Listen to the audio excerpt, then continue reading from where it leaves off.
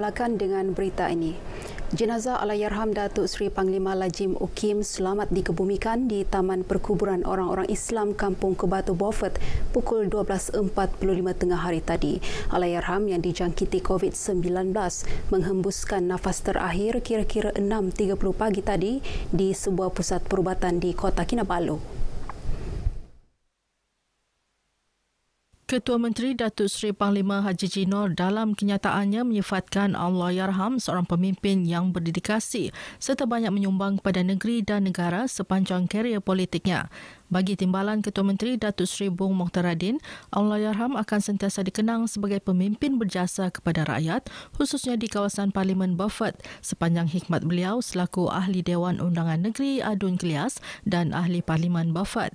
Pemimpin lain yang ditemui RTM turut menzahirkan ucapan takziah atas pemergian Allahyarham. Kepergian amat dirasai oleh seluruh rakyat, terutama rakyat Kelias yang diwakilinya yang lebih dekat 30 tahun. Beliau meninggalkan kami.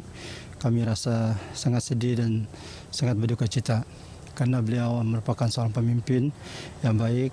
Pada hari ini masyarakat Bisaya kehilangan seorang Janang Gayu dan mantan wakil rakyat Kelias, mantan ahli Parlimen Beaufort dan juga mantan timbalan Ketua Menteri.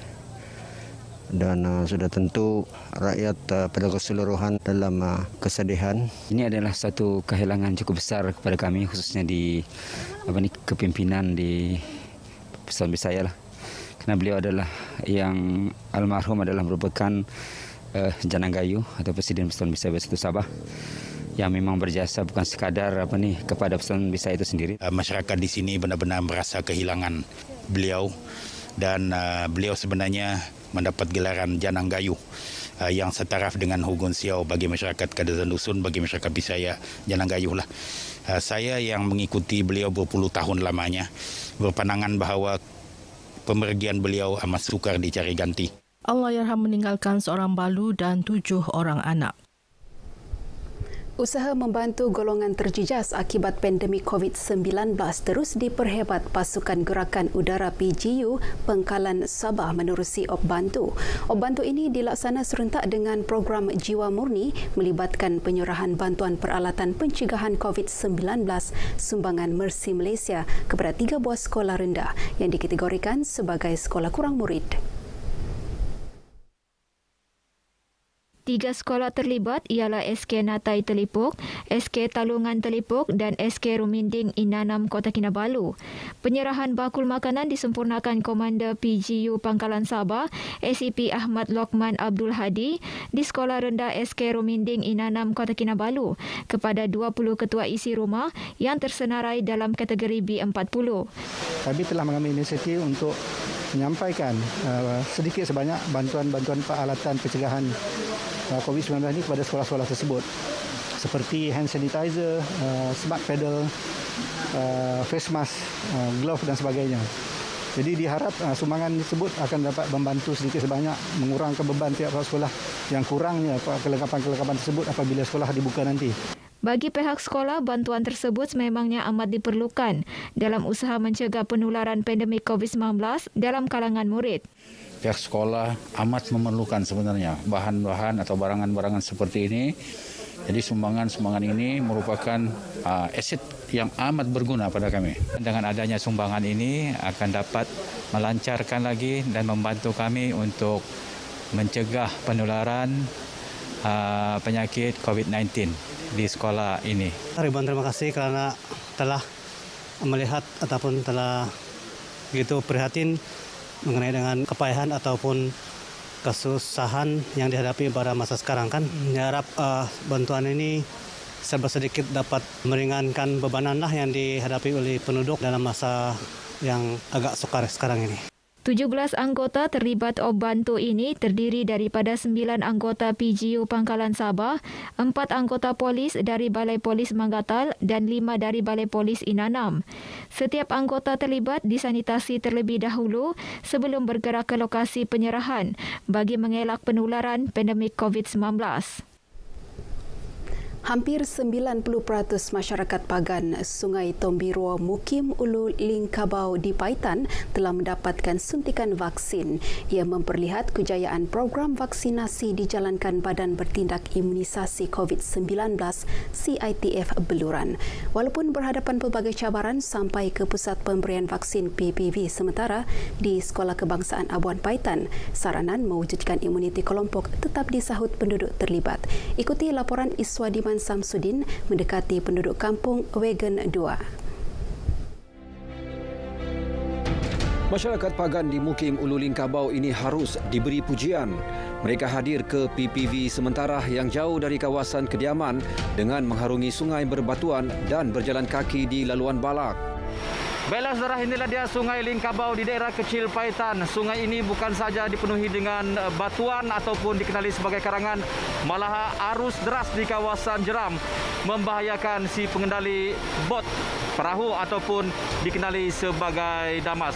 Namun mereka gigih keluar ke Kampung Abuan untuk mendapatkan suntikan vaksin menerusi program imunisasi COVID-19 kebangsaan PICK.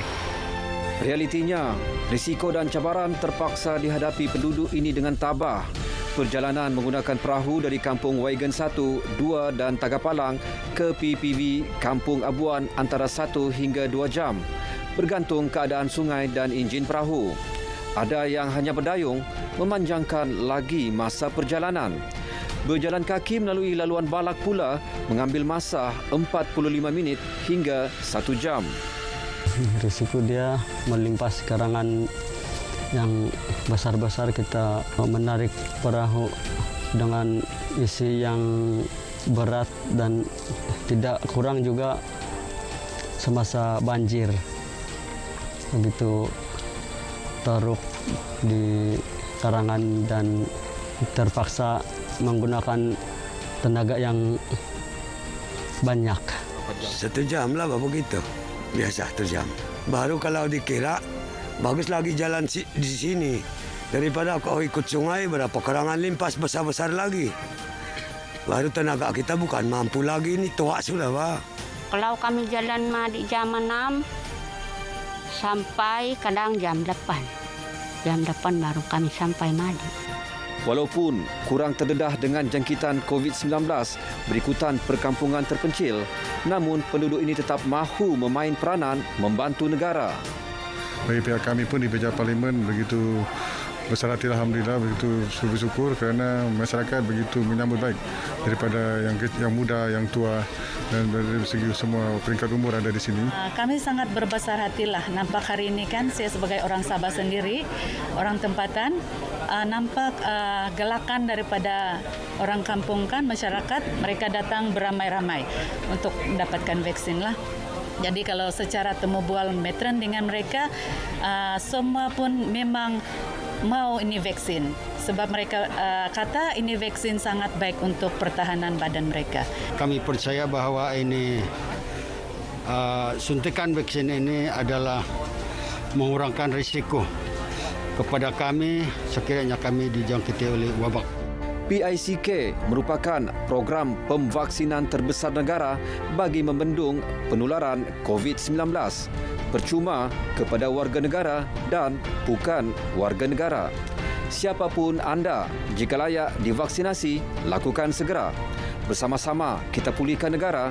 Laporan Iswadiman Syamsuddin, Berita RTM.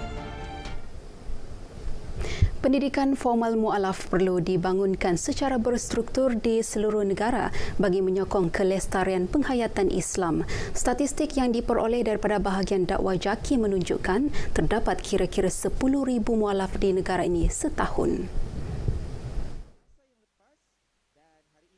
Timbalan Ketua Pengarah Operasi Jabatan Kemajuan Islam Malaysia JAKIM, Datuk Dr. Sirajuddin Suhaimi berucap merasmikan Majlis Penutupan Konvensyen Pendidikan Tinggi Islam Mualaf di Malaysia yang berlangsung secara maya. Menurut Datuk Dr. Sirajuddin, semua pihak perlu bergabung dengan kerajaan dalam usaha memastikan pengurusan, pendidikan dan bimbingan agama kepada para mualaf dilaksana secara berstruktur dan baik. Jelasnya, sistem pendidikan seumpama mampu memperkukuh pegangan hidup saudara baru dalam menjalani kehidupan seharian berlandaskan nilai-nilai Islam. Baik, sekian paparan dari negeri di Bawah Bayu. Teruskan kesetiaan anda bersama Berita Wilayah. Kembali bersama Farhana Bila. Silakan. Baik, terima kasih Rita.